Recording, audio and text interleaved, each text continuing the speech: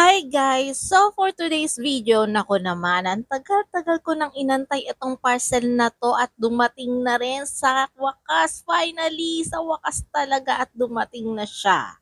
Itong parcel na to ay nakikita ko na to sa TikTok talaga. Ang daming bumibili nito, nakita ko yung mga reviews, magaganda naman talaga. Kaya yung time na yun, bakit hindi? Bakit hindi natin itry? Kasi mura lang naman, di ba?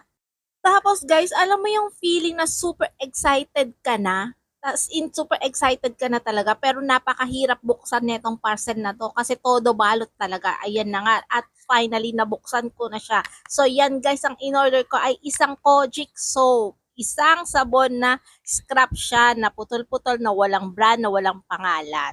Yes guys, isa siyang Kojic soap. Isa siyang sabon na pampaputi na madalas ginagamit nating mga Pilipino para pumuti. Kasi isa ito sa mga way natin para pumuti at pumustyaw ang ating mga balat. Yung iba naman kasi minsan, maano sa kanila kumbaga, hindi sensitive sa balat nila yung mga ganitong sabon tapos masyadong effective sa kanila.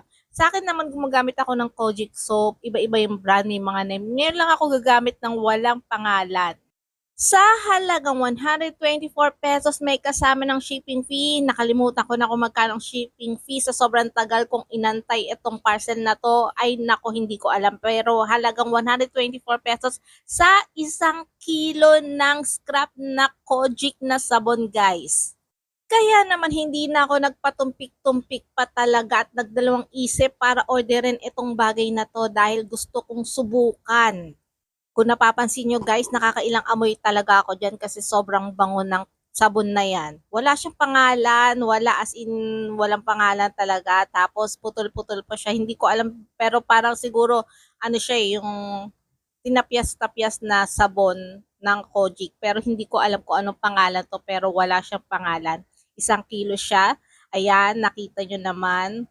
Tapos orange na orange. Tapos may parang butil-butil siya na hindi ko alam kung ano yan. Pero baka kayo na bahala. Kaya susubukan natin to this time.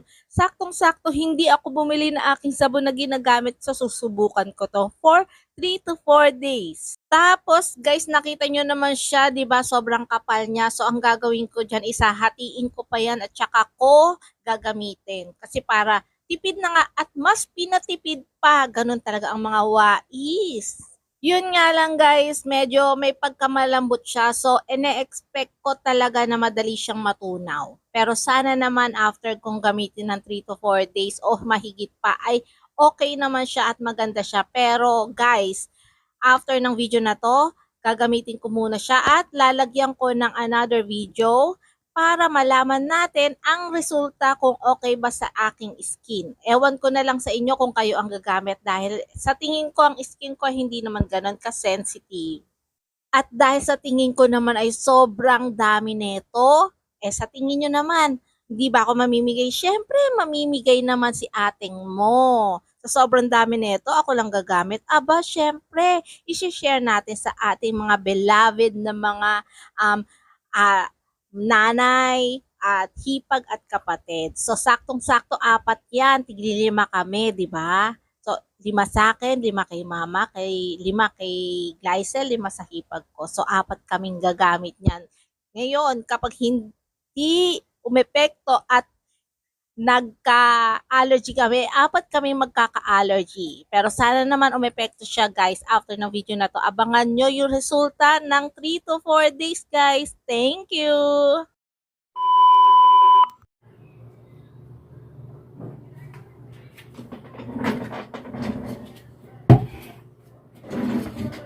Hi guys! So, for today's video, yun na, yung sinasabi ko na nabili naming scrap na Kojic na sabon sa TikTok.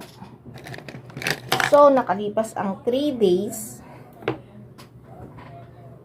kakatapos ko lang maligo at yun ang ginamit ko for 3 days. So far, so good. Okay naman siya guys. Diba yun sa scrap na, sandali, kunin ko lang. Saan na ba yun? Yun, diba?